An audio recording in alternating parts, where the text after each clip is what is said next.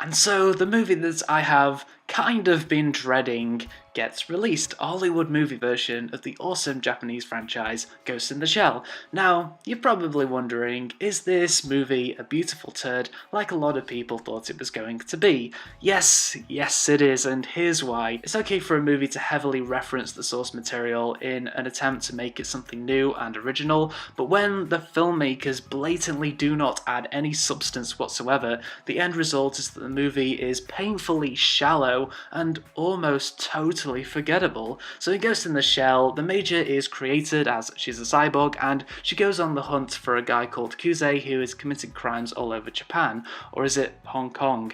And we see the various things that the Major has to go through, as well as herself learning about her own past. And of course she's joined by Bato, a guy with robot eyes, to kick some ass in this futuristic cyberpunk world. First of all, Scarlett Johansson does the best that she can with the character and script that she's given. She showed a suitable amount of emotion so that the Major didn't come across as an emotionless, this boring robot on the big screen, and she pretty much carried the movie successfully. Now, you all know that I personally preferred Kobe Smulders to play the Major and Scarlett to play the puppet master, of whom never ended up in this movie, but considering that Johansson is a box office draw at the end of the day, I can understand why she was cast, even though she doesn't look like the Major from the Ghost in the Shell anime. I also found some of the shots to be really good. Most of the movie is shot in a bland and uninteresting way, but sometimes there would be heavy amounts of blue to complement some of the shots, and those shots worked.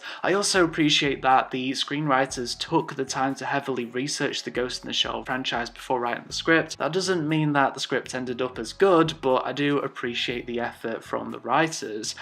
And that's it, the rest of the movie got under my skin, and I think the main reason for that is that this movie is so shockingly hollow. Ghost in the Shell is a franchise generally built on complexity, philosophy, and politics. This movie is built mostly on visuals and references to the source material, and that simply wasn't enough to carry this movie. This movie is like a worse version of Terminator Genisys. There were no interesting philosophical ideas that motivated the events in this movie. There was only one short scene that involved politics, and that scene didn't emphasize the political nature of cybernetics in the police, even though it could have. Heck, the storyline was so simple to the point where I just was not engaged. And besides from the Major, I didn't really care about any of the other characters, apart from this one minor character who was really effective in one short scene. The supporting characters aren't given a lot to do, which is a shame considering Ghost in the Shell is about the Section 9 team,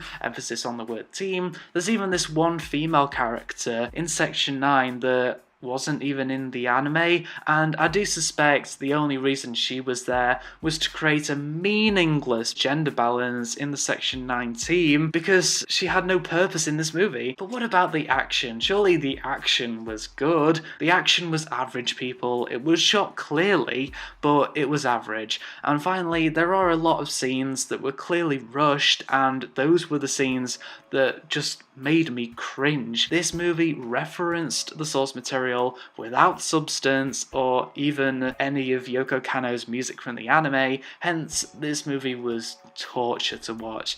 Now, I don't really care about the whole whitewashing thing that people were talking about before this movie's release, and the movie does actually address that thing kind of, and it actually takes advantage of it for one scene and gives that one good minor character a genuine chance to shine. But the whole whitewashing thing doesn't really bother me, even though it doesn't really exist. I care about overall execution, and my goodness, this movie was not properly executed, and the blame is on the filmmakers. So yeah, this movie was well researched, and Johansson did the best she could, but because there was no substance in a movie that should have been full of substance, I'll probably forget this movie soon.